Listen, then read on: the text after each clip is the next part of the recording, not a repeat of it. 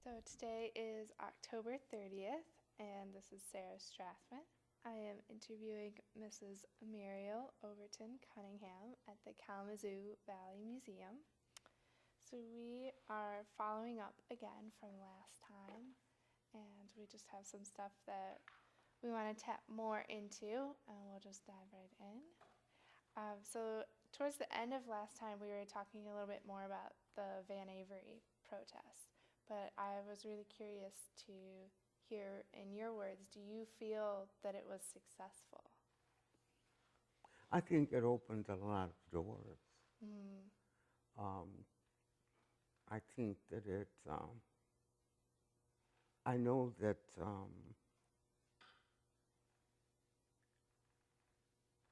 that some things really have changed as far as people applying for employment.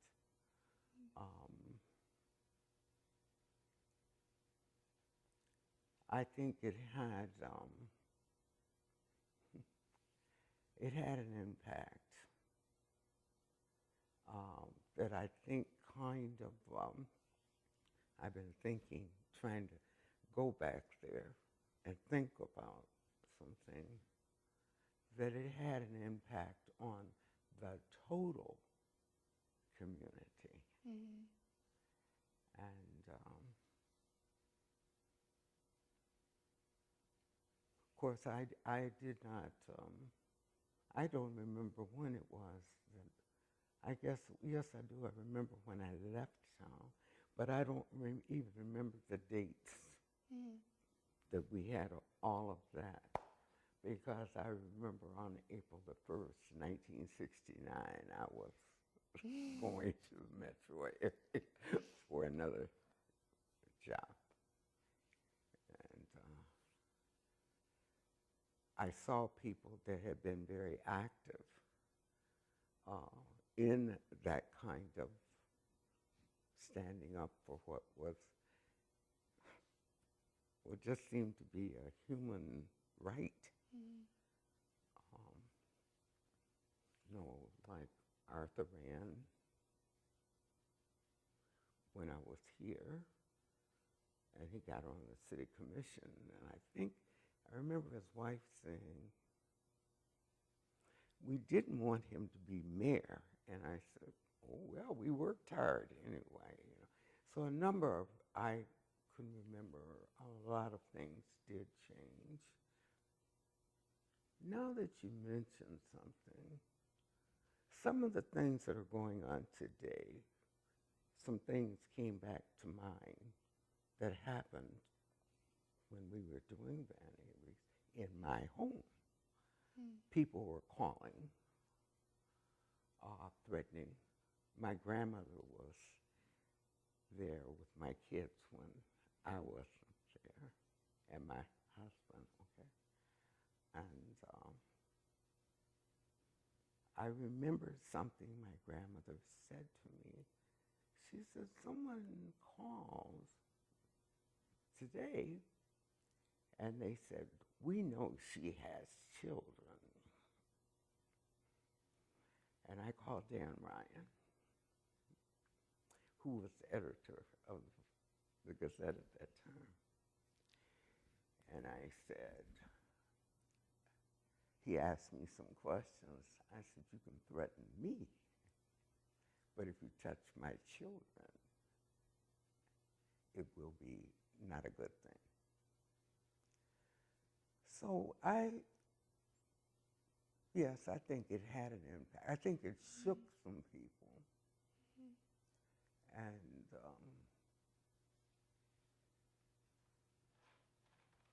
well, that's all I can think of right now in terms of,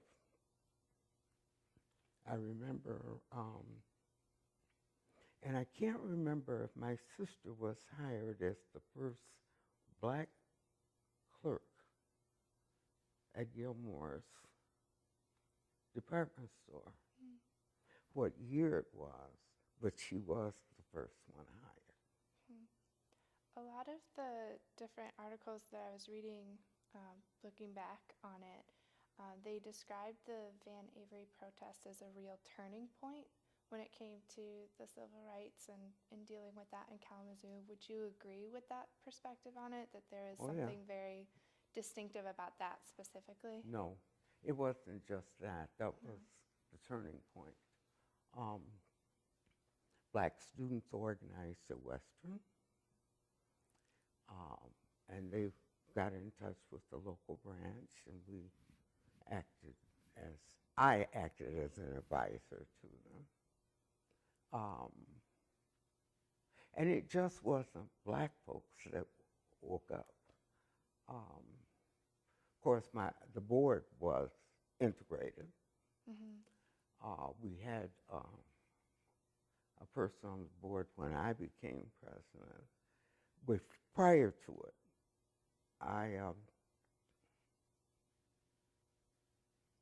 he wasn't real active, but he used it as, his contact.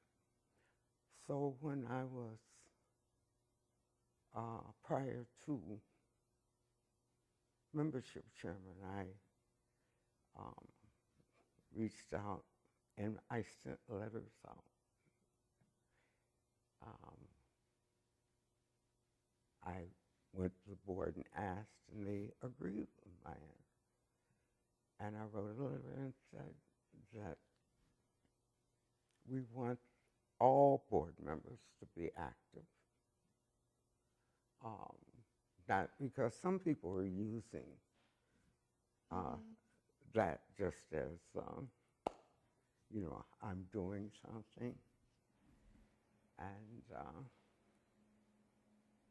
it wound up that the person that I really knew wasn't doing anything went to the president and told him that he thought he was too busy with things with the city. He happened to have been one of the commissioners for the city, and he resigned. Well, I wasn't unhappy with that because I was able to get another person who really got involved and because that's what it is, that you're not trying to make a name for yourself. You're trying to better human relationships. So that's what I can remember about back then. And I was in church one Sunday since I've been back, and a young lady tapped on my shoulder. We were waiting to go into the auditorium. And she said, "You're Mrs." She said, "I remember you. I was 7 years old." And she was grinning for me. She said, "Because so many of us," and I had children that were those ages, and older, and some a little younger, that it made a difference. And her mother spent time with her explaining to her what it was all about. And I felt good about what she said, because it did not mean that it was all for nothing. That I know I have 4 that are, kind of influential. That any kinds of activities that we did were not wasted, because we have generations now that are still active. They may not be in Kalamazoo, but they're active all over. What were some of the other different protesting or activities that you organized besides the Van Avery stuff? I can't even recall everything because it made such a difference. From the K College, Western, high school kids, the community, older people, they became more active. There was one thing that I did think of, I guess,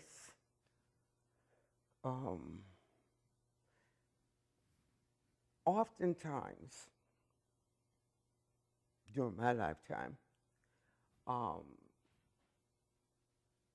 many of our organizations that were predominantly of color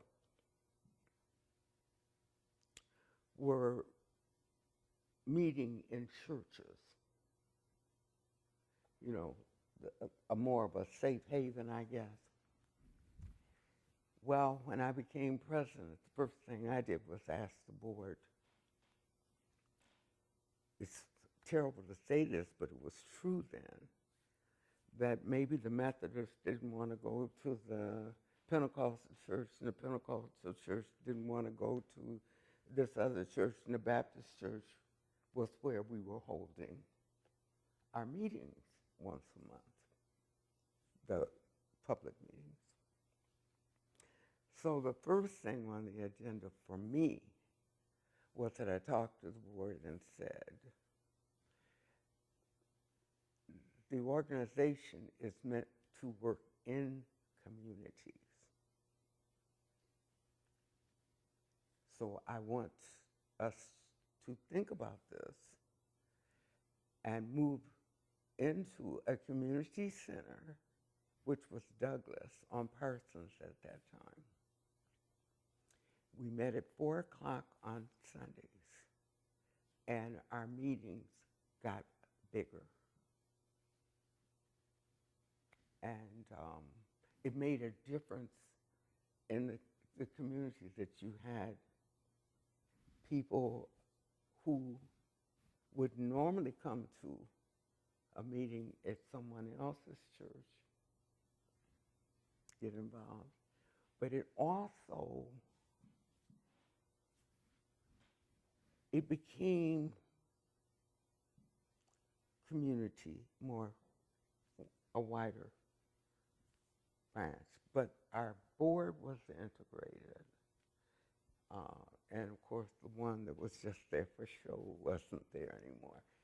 So, and some of the relationships have lasted for years and years, because it wasn't just colored folk going doing stuff, but it was Kalamazoo residents and people who had felt some compassion in terms of the stupidity that we as a nation have gone through.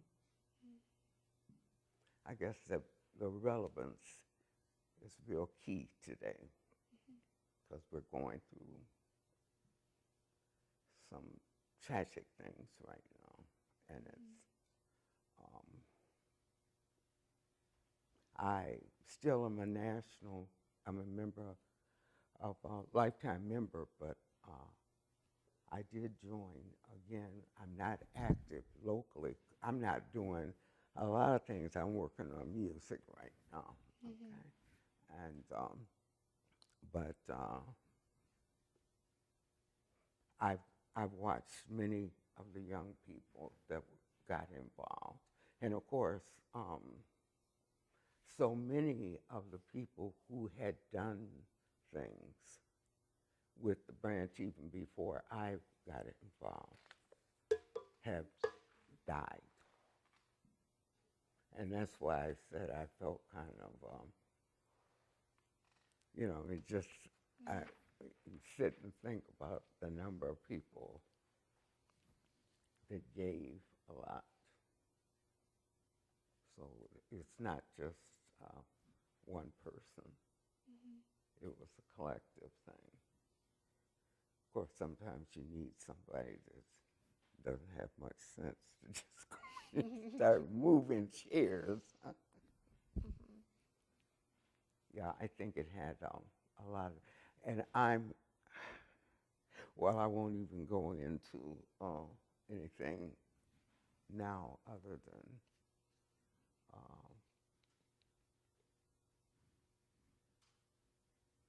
I just go to church.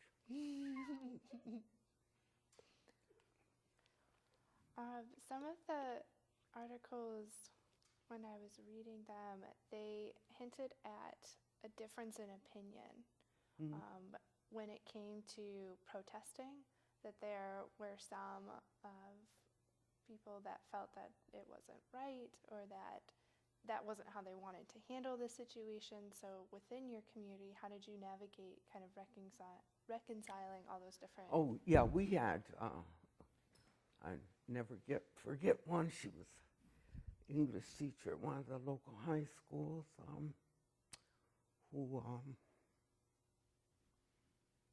marched in the side door on, is it North Street? Yeah, I think, in Burdick. And we attended the same church at that time. She was what we call bad-mouthing. And was my approach. Closed the door. I didn't see her, didn't hear her. I saw her when she was coming, and she was going in there. But I'd already talked to our young people that were on the picket line, including I think my youngest child even did some, because I had 4. And we had some people that didn't, and they were people of color that didn't like it. But it didn't last long because out of things didn't get worse, they started getting better.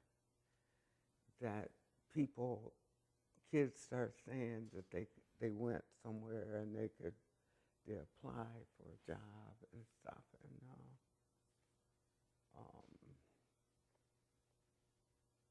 now, when I said my sister started working at Gilmore's long before all of that happened.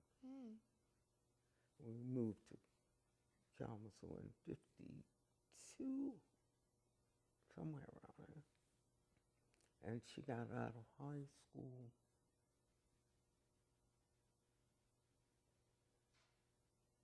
'56, I think, if I remember. 56 or 57. And I was hired by Irving Gilmore. And that was before the Van Avery protest? Oh, yes. Yeah, that was before. She was the first black girl. Did she face any resistance? Did she face any resistance when she tried to work there? If you knew my sister, you would know no. She had a personality that was dynamite, and she also sang. And she wanted to go to the military, which she eventually did. But she's now gone. She's been gone 10 years now. I mean, she passed. But I'm sure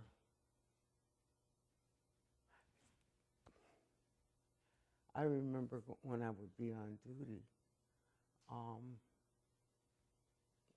in my place of employment, there were things that would come up on TV and that personally made me feel a little uncomfortable. But because I'm not seeking lighting and stuff, did that, I'd have stayed playing the piano somewhere.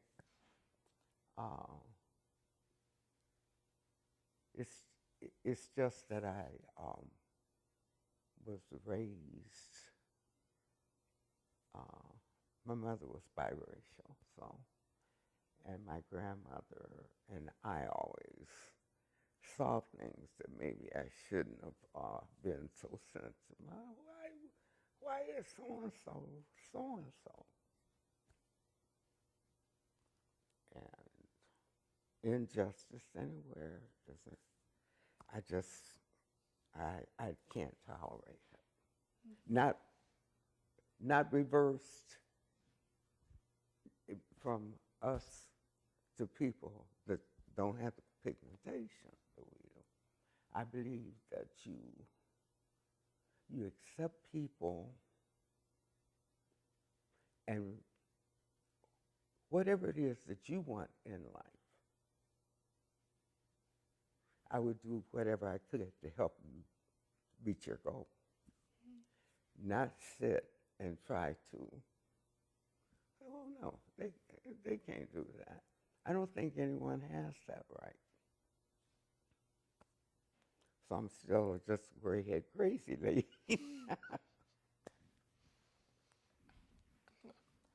So at the time of during these protests and things, what were your parents' perspective on this movement? My parents' perspective was, you go to school, you get an education, and you get a job. Mm-hmm. Okay. And they led by example. Mm-hmm. And my grandmother was a great influence on all of us. And I was raised by my adoptive father and my mom. My grandmother had a great influence, and my dad had an older son that lived in Chicago. He was 11 years and 11 months older than I, that had a tremendous, we did on each other, influence. He kind of, with his buddies, who were my cousins, police officers in Chicago, kind of help influence and protect as well. And I can remember being 7 or 8 and learning how to box. You know,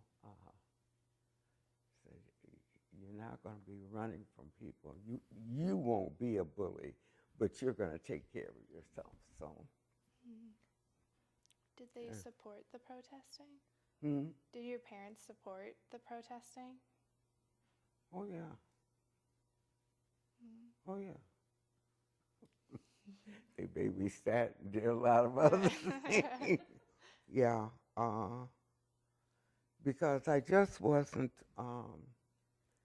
and I don't think, for the most part, that here in, when you said that about, did they support it? I told you about the rebelling I did when I was still in high school. Well, I'd love to hear more about that. Hmm? When I found out the year before I was graduating that they had been taking people of color into a closet and saying to them, you know, we go to Washington and it's segregated. So, well, it's my understanding they didn't do it anymore after that year, because when we came, they waited until Easter vacation to start, and the Wistman twins, Harold and Arthur, hollered out in an assembly, when are we going to talk about our senior trip? Oh, we'll talk about it after spring vacation. So my parents had 2 pieces of property, 2 houses. And it was my tax dollars pay for those buses. That little red, white, and blue bus is not rolling. My little black face is going to be on there. So, you know, some people got a little upset, but overall, we were, I think the last, I checked in something, I think the last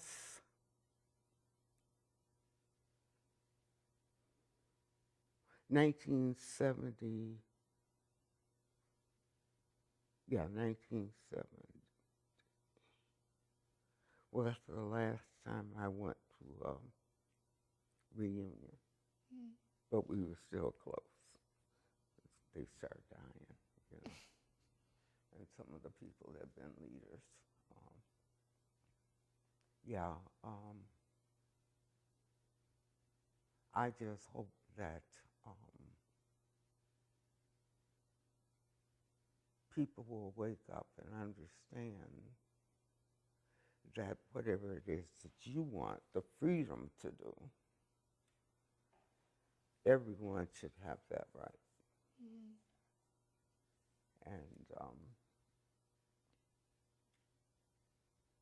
And if dying, I hope that it will keep on going until we all just, God comes and gets us, and we just won't be here. But, and I feel sorry for people that feel that they have to do something to someone else because of their color or their eye shapes. Or I think it's sad because I think people like that miss something. They miss something. Crazy, I guess. Do you feel that the way that you see the world, like you've talked a lot about these different things that you believe, are those beliefs that you've found and discovered for yourself, or do you feel that you heard a lot of those same beliefs from your family or mentors? I know that I was raised in a family, and it's not just my grandmother, my great-grandparent. I visited them in Oklahoma every summer. I was born in Enid, Oklahoma, and left when I think I was 4, something like that. And I came from, my grandmother was the oldest of 12 or 13. It was twin, that's right. And my great-grandfather was a farmer, and it was fun to still have memories of him when I would go down there and spend that month. But I also had a great uncle that was married to my grandmother's sister, Sarah. They didn't have any children, and Uncle Will was an educated, college degree minister. Okay. And he had a library, books. And I think that's where it started when I was very small, reading and listening. And I had 2 uncles, my grandmother's 2 brothers, Will and Robert. And my Uncle Will, his oldest son, became a researcher, cancer researcher at the University of Chicago. And the 2 boys, the 2 ones that were my sister, my sister that's birthday is today, is still alive. She and I, and they were, it was kind of like buddies. And so I would say family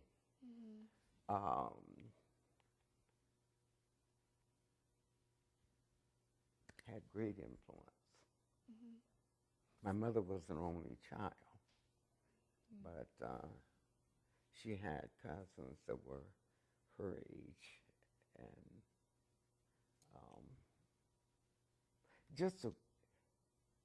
I know that the family influence, because if you came to my apartment, you would see on the wall, when you come in and go past the kitchen, there's this wall. And my birth family is on one side, and my great-grandparents on the other side. With when my grandparents were dead, on my grandmother's side. This picture was taken when my great-grandmother died. So, and I have those there. Mm-hmm. And my mother was the only child, so I guess that's why the older set were so influential. Mm-hmm. Very close, warm, knit family. Okay. Growing up, how did your family talk about race? How did they talk about Mm-hmm. it? Did I tell you my mother was a graduate of Moody Bible Institute in Chicago? Did I say? I was raised in a church. I was baptized at 6 years old on my own faith. Not what someone, it was how I'd been trained, and I accepted Christ then, and I can still remember when I went down on it.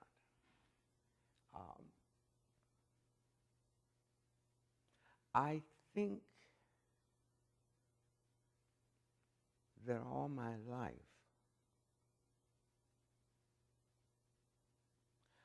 I didn't consider that because I questioned things, that I was wrong to do it. Because everything that I do, I talk to the Lord about it first. Everything. Even when I feel like I did the wrong thing, I will come back and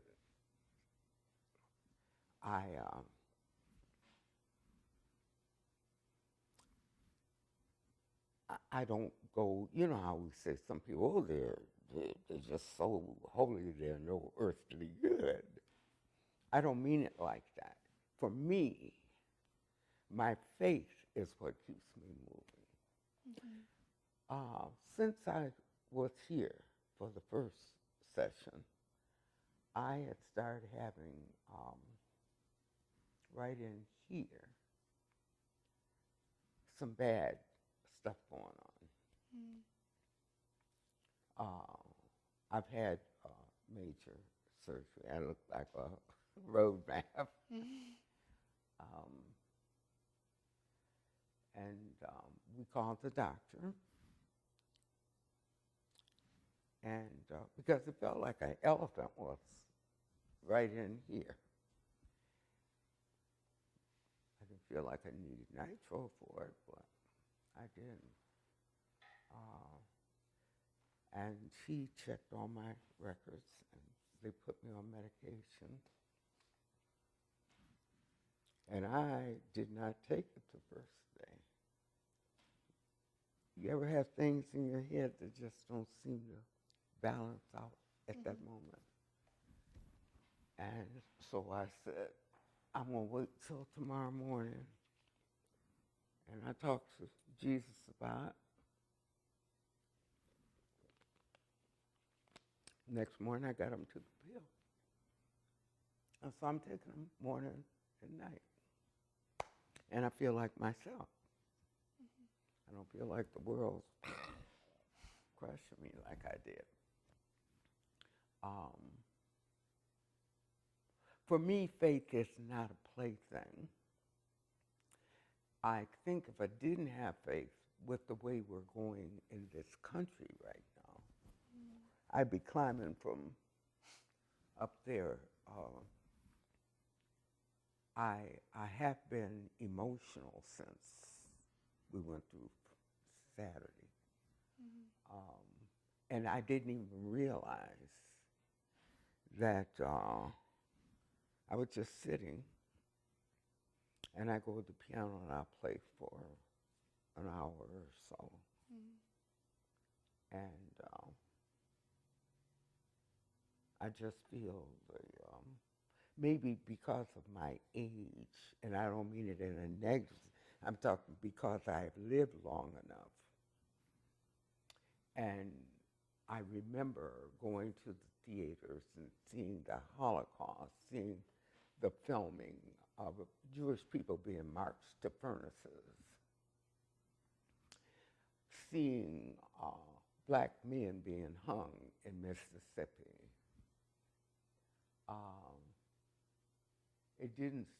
It never frightened me. It bothered me that people could be so inhumane. And thank God I had a family I could go talk to.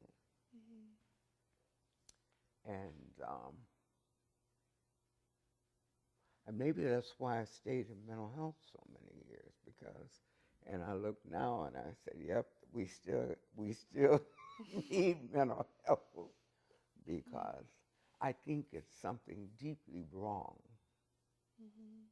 when people have so much disdain for another person. Why?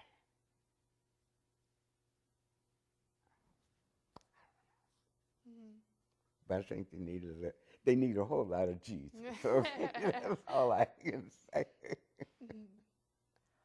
When you were growing up, did your family talk about mental health much?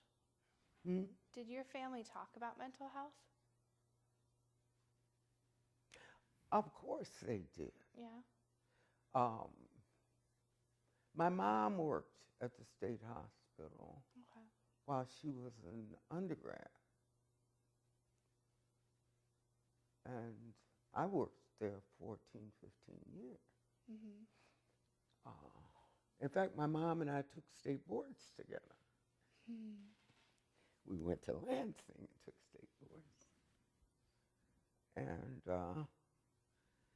I think my children probably got more of it than I did, because I think it helps to have some background in why people, psychology is very fascinating, but I just think we're at a state now where people are beginning to feel like wrong is right.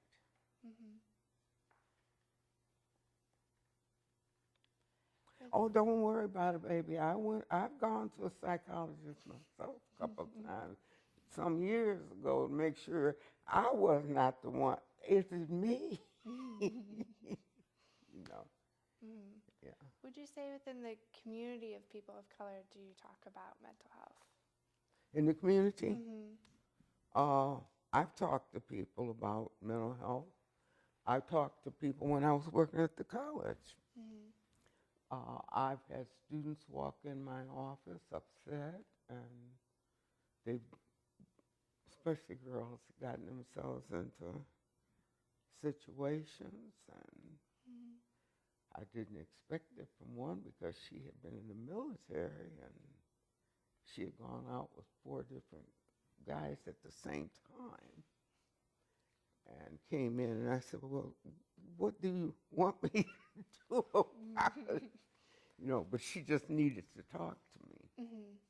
Would you say that conversation about mental health has changed from way back then in the 60s compared to now, and how we talk about it? I'm not really sure, because I'm not working.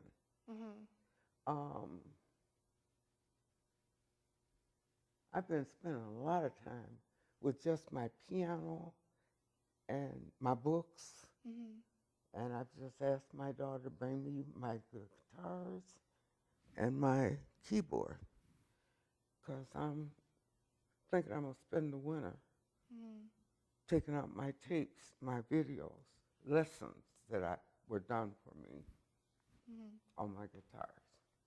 So I'm trying to just go to that side of the world that gives me peace. I'm improvising a lot of old hymns, doing different things with them.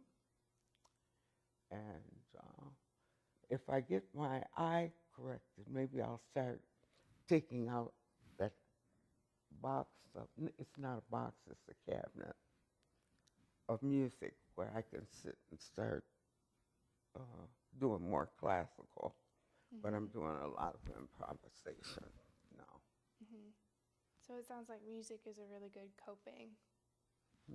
Music is a really good coping skill for you? For me, it's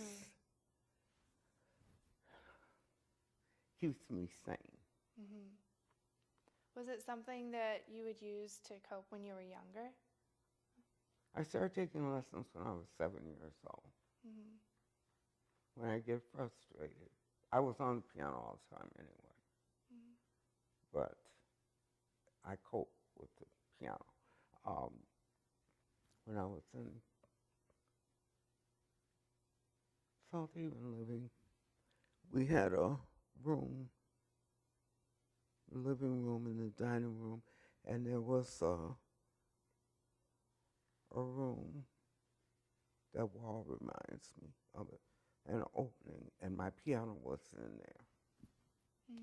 And I just go in there, they wouldn't bother me. I mean, my family wouldn't bother me. No, in fact, I took time to play for an hour today already. So then, I'm going to actually go back to your schooling. Do you remember anything else, like other challenges that you faced in school, besides kind of like the whole senior trip? Oh, no, overall,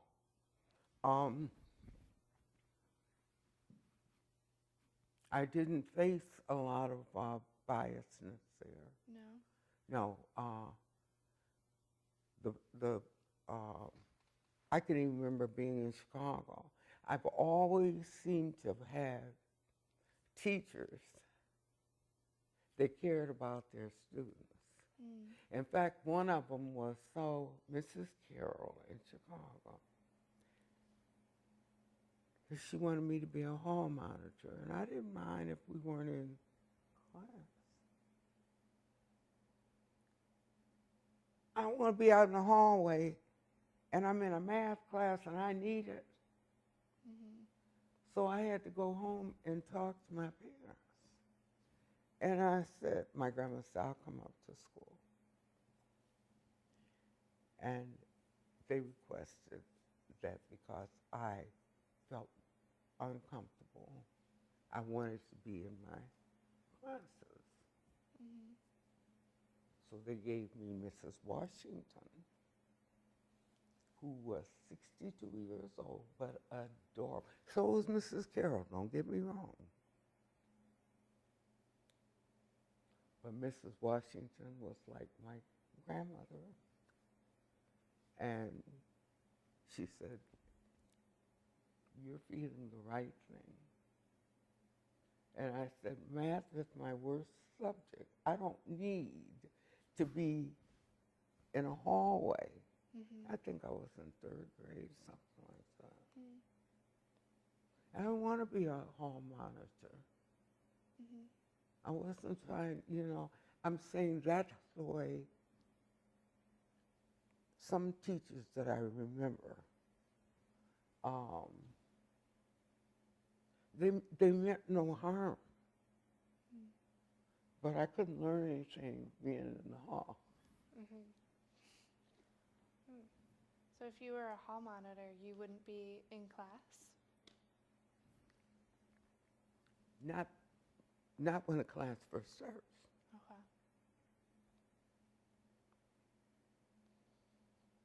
And I remember saying this because someone said to me one day, one of the kids, oh, Mrs. Carroll has made you a class pet.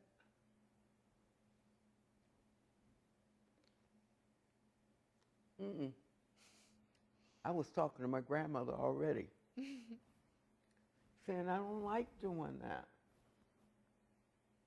I know they need them, because they didn't have enough teachers to do stuff. And I said, I don't feel comfortable doing that. I need to be in class learning, because that's what home plate was about. You listen and don't do a lot of, you communicate, but you don't sit there when the teacher's trying to run the class and do things that cause confusion. And I mean, I was not in fifth or sixth grade.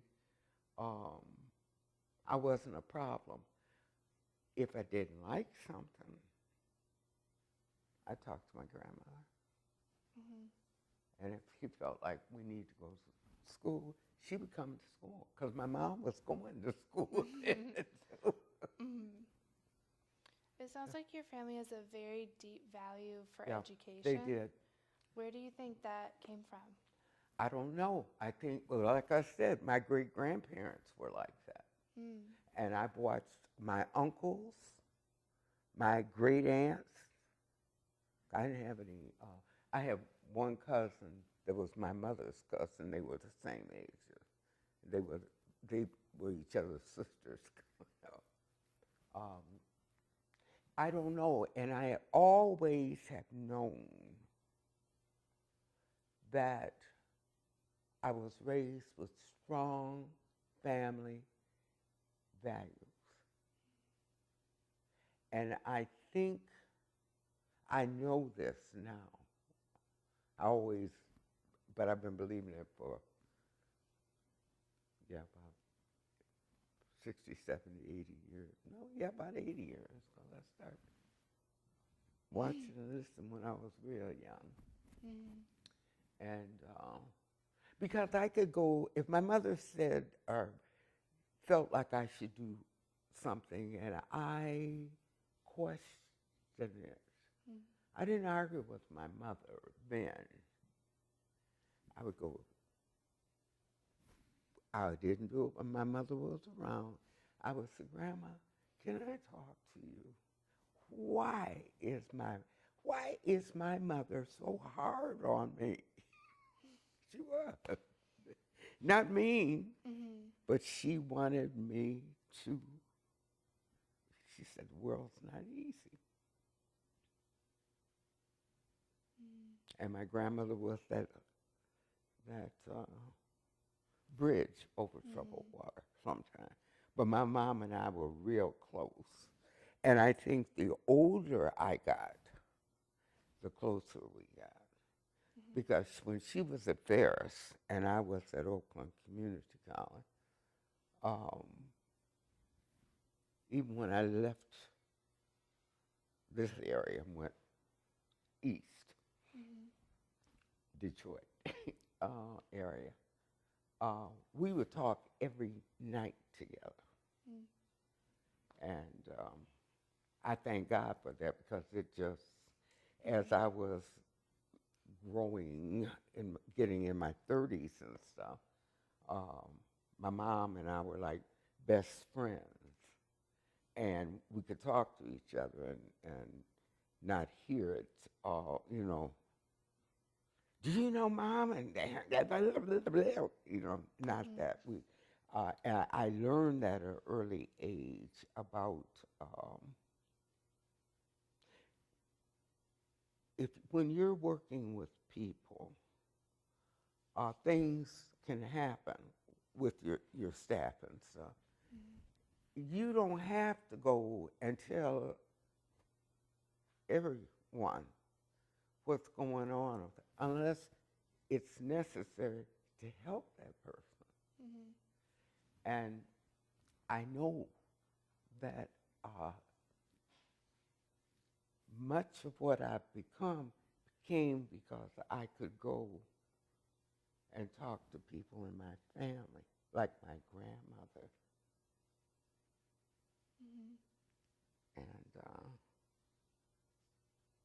and I have both my girls talk to me. My youngest one, we laugh about it sometimes because she came up there and lived with me for a while. The other one didn't want to come. She would come visit, but she stayed down here. She and my mom were real close too. But my younger daughter, she said to me one day, someone said, "You mean you go talk to your mom?" But she said, "Yes." And she said, she said, my mom will look at me and say, "Oh, but she doesn't do that anymore." And I said, "No, we've been talking too many years." you know. But I just know that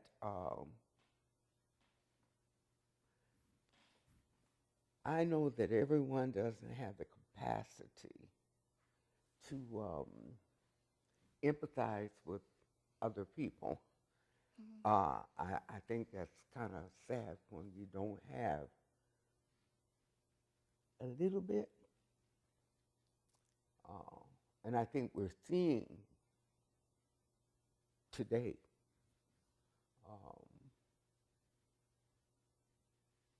that some people are so caught up in self, they can't see anyone else or hear anyone else. And so their foot stays in the fire all the time, doesn't it? But yeah, strong family values. Who were some of your mentors or role models? My role models, my mother. Yeah. I have many teachers that were role models. I can remember Janice Holmes, Lorraine. Janice Holmes was my PT teacher in South Haven. Lorraine Quick was a musician and taught the choir, and I started playing for it when I got ninth grade. But I started playing the school programs in sixth grade. Like I said, Mrs. Washington. You know, it's funny how some people can have a relationship with you, but you never forget them. And for me, most of them, I've had, I know Mr. Mosby was my math teacher. And I've thought about him a whole lot of days when I'm sitting down doing stuff. Patient, gentle. And I remember Charlie Head, who came out the military, and he hit my chair one day. He got upset. He'd been in a shell shock, okay? And he hit my chair, and but we clicked. You know, he was my history instructor. But Mr. Mosby, I thought about him the other day when I was sitting doing some stuff, you know. And I don't think, I can't even remember most of my college instructors. I don't remember their names. It's the ones that I formulated in my head when I was coming. Didn't have a problem with any of them, you know, but, and got along with most of them, but I don't even remember their names. That says something, doesn't it? I think we get, in our formative years, I think the people who are walking the path with us are the ones that we remember. I really do. Because I can remember my mother didn't have sisters, as I said before, but she had some very close friends. And one of them was Lucille. Now, I know you guys want this, but there was a musical group, gospel group, that was very popular when I was a child, called the Roberta Martin Singers. And the lady that managed their group and ran their bookstore and stuff, and my mom were very close. Neither one of them had sisters, so friends in Chicago. And she became like an aunt. And she married a very prominent Pentecostal minister in Chicago's son, who became like an uncle, but he was a master musician also. And I was, you know, doing just hymns and a lot of classical. Mary Shoemaker. took lessons from her for 8 years. And he had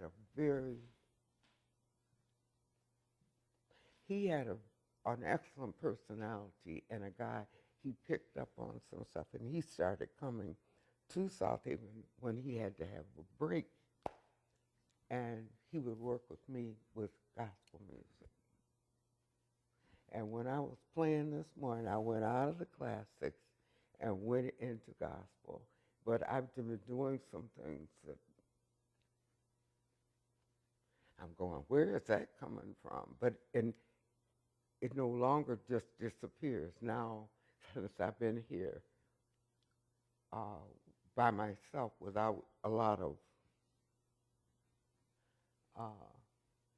it's gotten now where I don't even have to sit down and write the music out. I just sit and start playing it. Mm-hmm.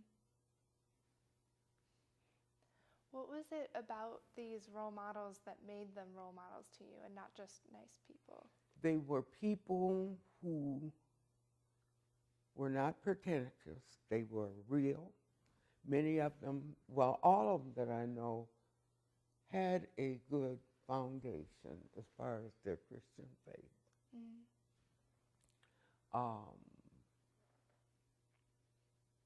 And I guess they saw something, and they spent time, and I just still remember some of them. Mm-hmm.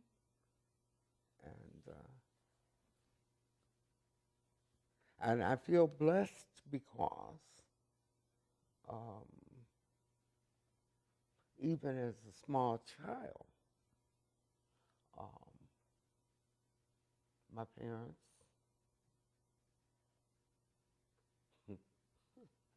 I can remember things that are just funny. And my birth father and I were like buddies, but he lived across the country somewhere. So we got better after I got older. It was really cool. But my adopted dad, he's the one, he paid enough attention. He said one day, Emma, I think we better bring Mario to Chicago. I don't think she can see good. But he didn't say it being nasty, you know. And he was right. I was almost blind. Okay. It was things like that. The people noticed things that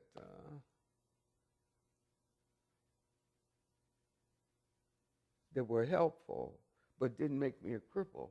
It helped me make me stronger, without a bunch of hang-ups. Mm-hmm. But you know, if somebody tries to be too funny, I can handle it. Mm-hmm.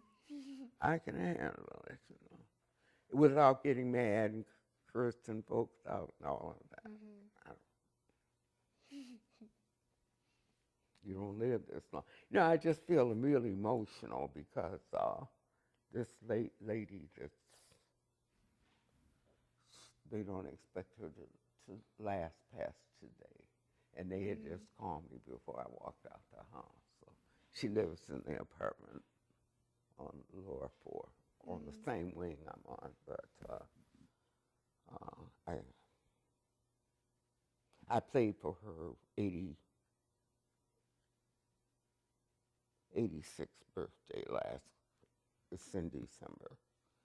And I played hours. I did. And there's a lady that's 100 at our church. I played in our reception room. And life is too short, even if you live to be 100, right? Could I have my, I want to get a Kleenex out. I don't know if it's the light or what. She stepped up there, but she really stepped coming back.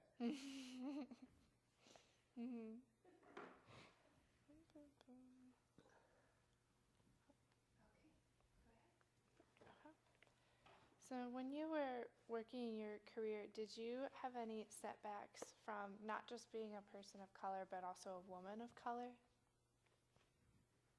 I have any setbacks because of it? Yeah. Did you face any barriers or resistance? No. The one thing that I went through, I won't talk about. Okay, that's Okay, I won't talk Mm. about it. Okay, because it didn't.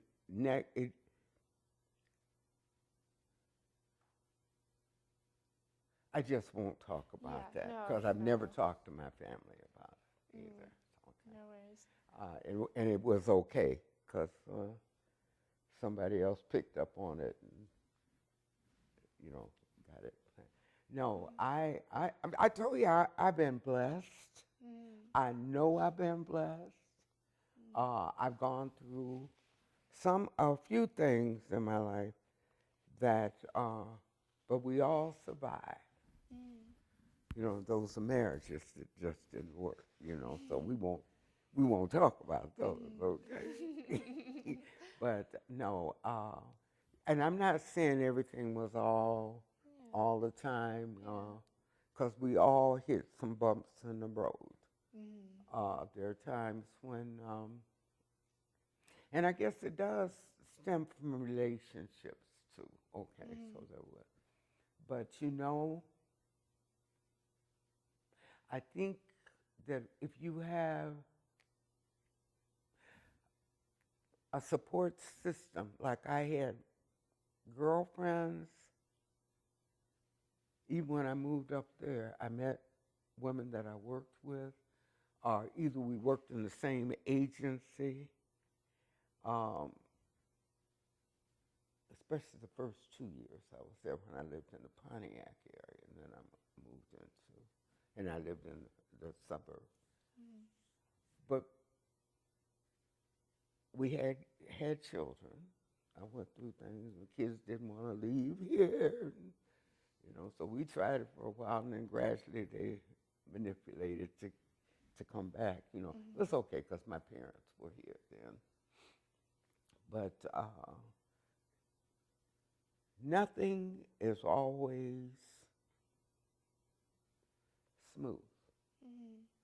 There are times when the road gets rocky. But I know my faith has brought me through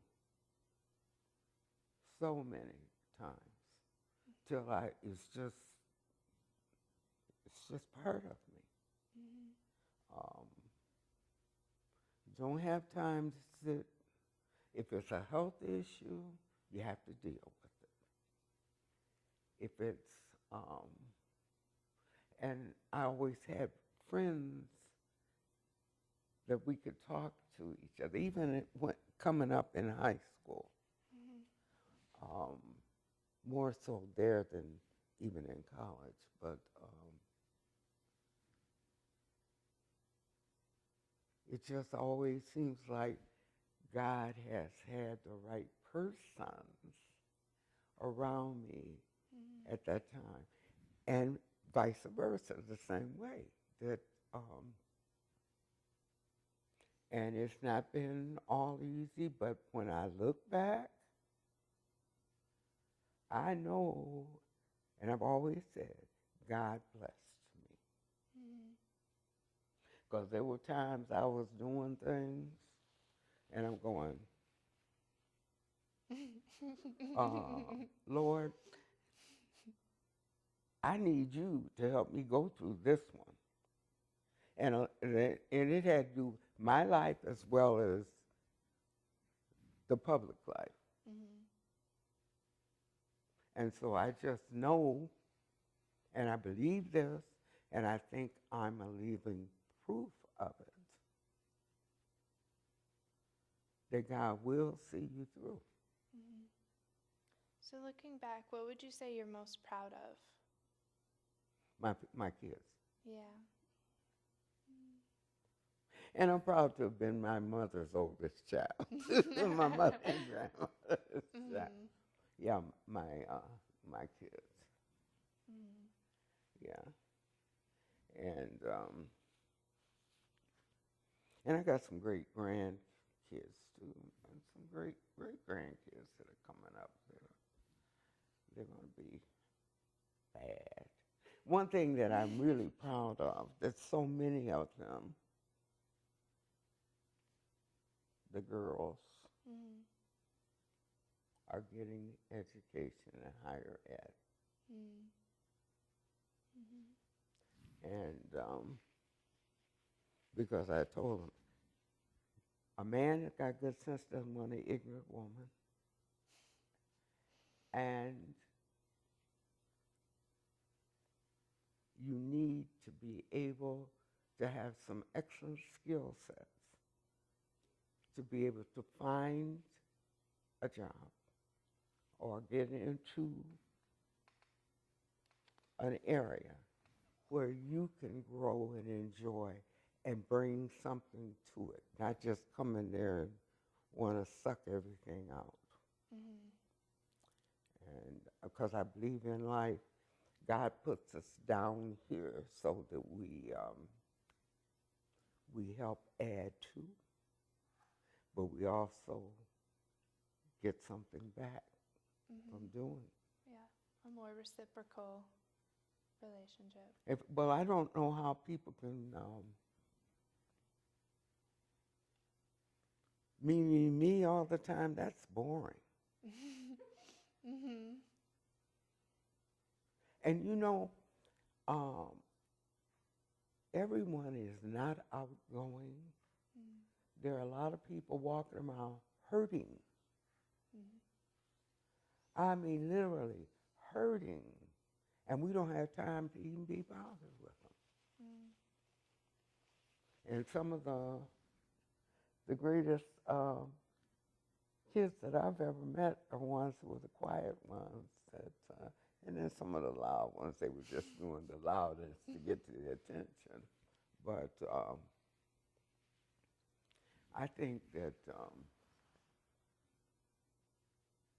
God has a purpose for every human being if we listen and if we want to pay the dues. What would you want your legacy to be? Pardon? What would you want your legacy to be?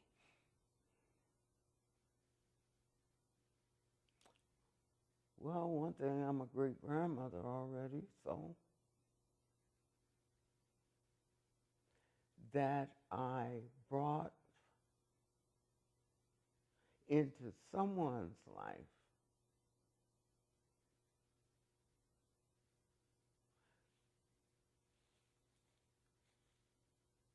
a ray of hope that they can overcome any obstacle.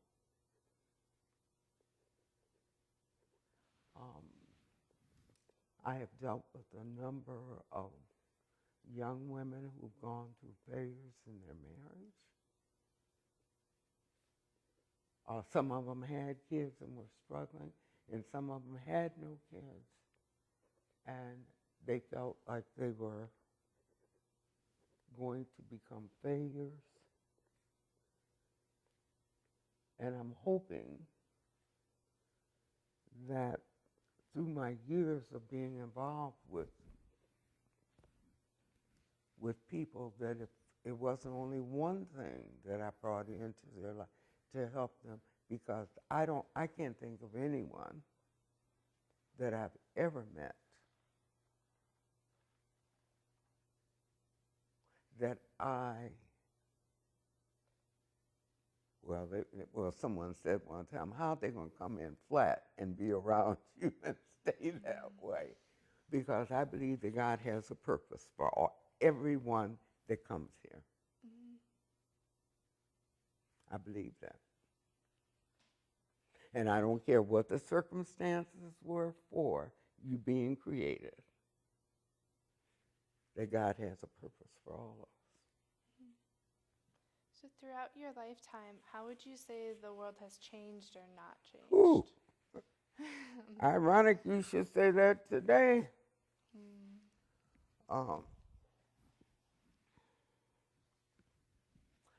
I think in the last couple of years we have nosedive. I think we're one of the lowest states as a country. That a country that was founded the way this one was, and they were not perfect when they organized it. They enslaved people. They did a lot of things were wrong. But thank God for people who kind of could see a little bit better and help bring some folks up. Mm-hmm. And I think the sad thing of it is that we have people that are so evil, ignorant, self-centered,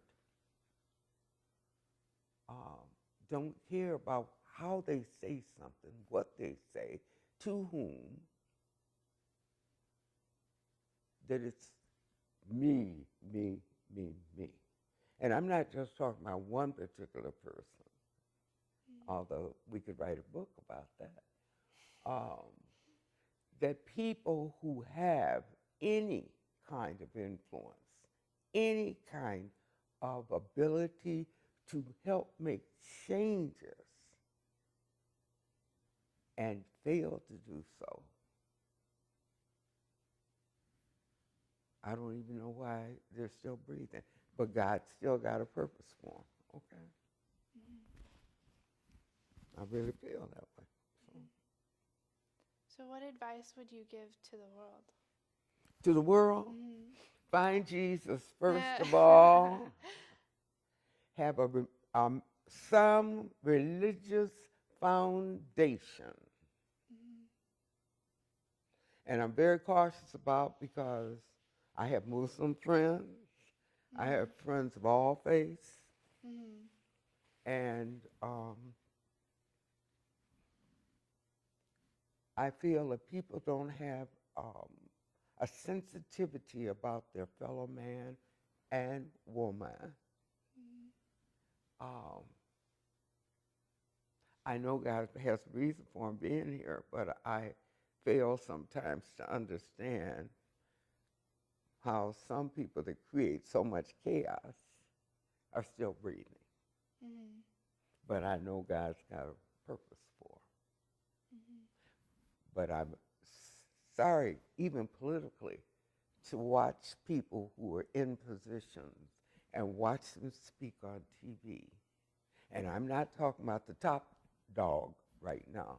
I'm talking about the ones that sit in the Senate and in Congress, who sit there and hear, and then you can see them doing sand dancing.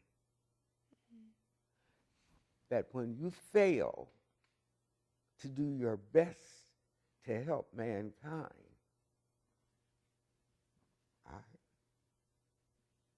I know God's got a purpose for them. Maybe it's to help us get ourselves better. Maybe. But I think it's so ugly today. Sad. And very sad today. But you can't hate anybody. Because hate only makes you ugly. It does. Yeah. And plus, it gives you a heart attack, too, and I can't afford to have another one.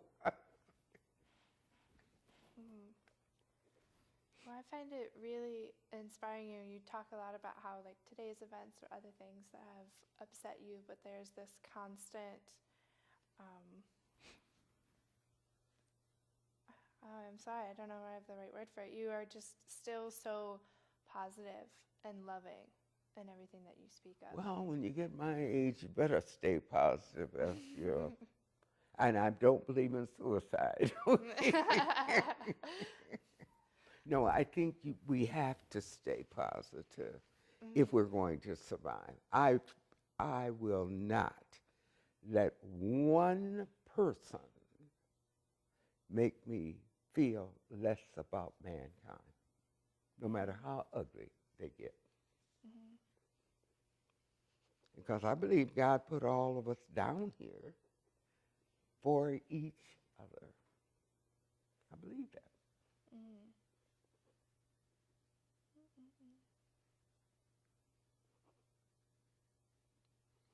Would you say your siblings share that same positive perspective, or your family shares that same positive perspective, or is that something unique to yourself?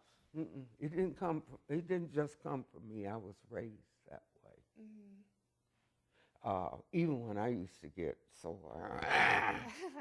and my grandmother would sit. Come on, let's sit at the dining room table. That's where we sit, or either sit in the Mm-hmm. double chair. She let me blow my top for a minute, and then she would, Mariel. And I would listen to her. She made sense. Mm-hmm. And sometimes I used to say, I wish you were my mama. And she'd laugh. And I told my mama that finally one time. There was times I wish Grandma was my mama, especially when I was a teenager. Mm-hmm. And I felt, oh, well, that's just normal, right? Mm-hmm. What's the best advice that you've ever received? Oh, there's so many things that I've been, well, I'll say this.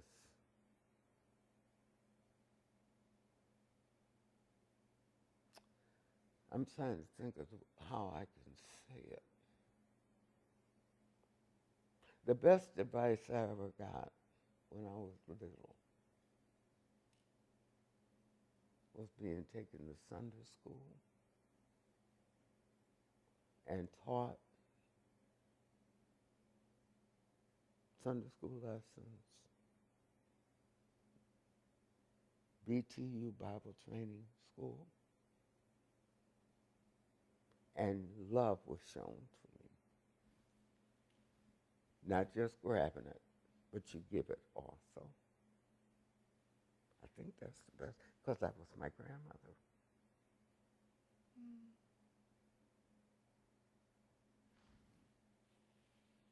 To both give and receive love? Mm-hmm. To both give and receive love? The advice that she told you? What? About love? Oh, she just, she was fantastic. Yes. It's going to be all right. It's going to be all right. Mm-hmm. No, you don't want to get that upset. Don't allow anyone to take up space that's going to create something that you don't want. Mm-hmm. She was right. She was right. Mm-hmm. She lived to be 97. My mama lived a few months from 100.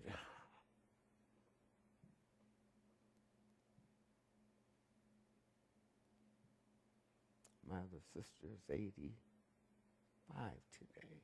At midnight she was. Mm-hmm. And she's trying to tell me that I'm not the oldest one. I said, girl, I was here 14 and a half months before you ever thought about coming here.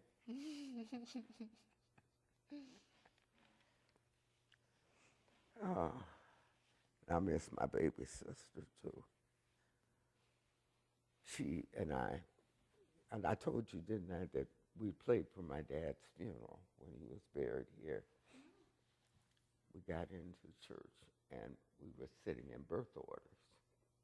My brother was and I wasn't. And we got up after everyone was sitting, and she went this way and I went there.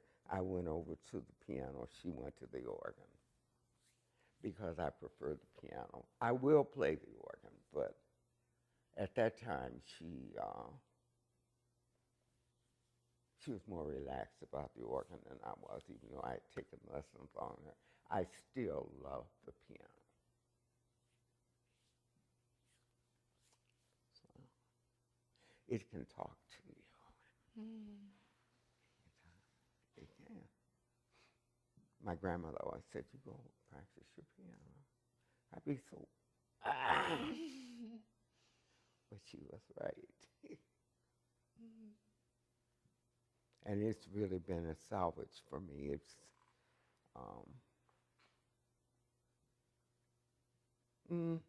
I don't ever feel lonely, no matter what's going on. I get up in the mornings and I go brush my teeth and walk into the living room and go sit down and start playing. And I think I'm gonna play one song and go get dressed. And I looked at the clock. I said, "Oh my God, I'm supposed to be ready to go so and so." But today I watched myself. I just played one song, but I improvised about 15, 20 minutes. But better than that, it's better to be that way than to be I always say I never wanted to be a mean old lady. Or trying to push other people down. If you can't uplift, you don't need to do anything. Mind your own business.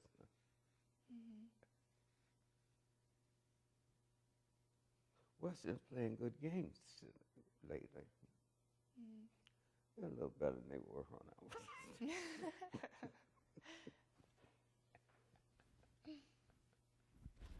They were okay, but they weren't that. They were doing the best they could. Whoops. I can if you need me to.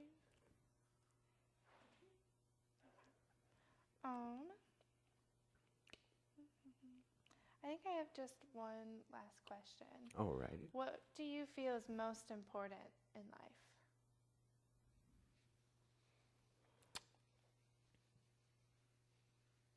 You mean besides being a believer?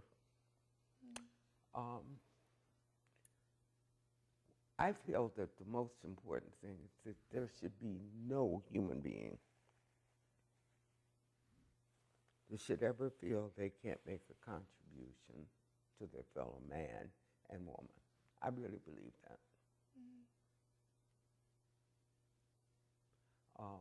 No one should be made to feel that they're not worth anything or don't have a purpose, because all of us, everyone has a purpose in life. I don't care what color, what religion, none of that matters. You gotta know that you are somebody. Not just anybody, but you are somebody. That's, my grandmother taught me that, I taught my kids that, and I believe it.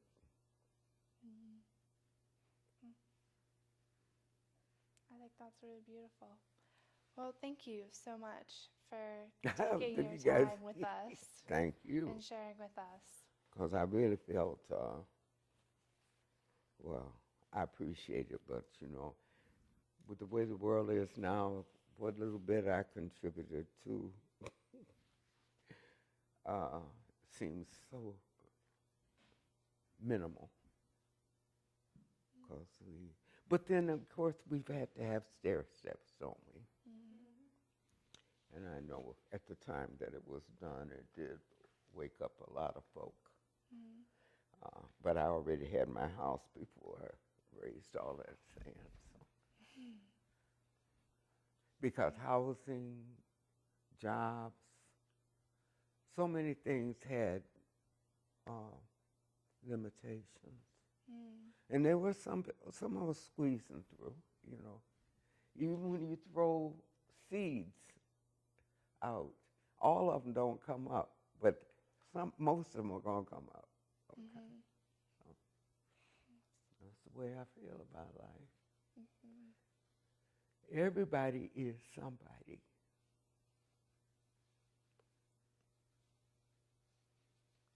Except we lose one today. Lost. I don't want to go over to there. Oh, I don't want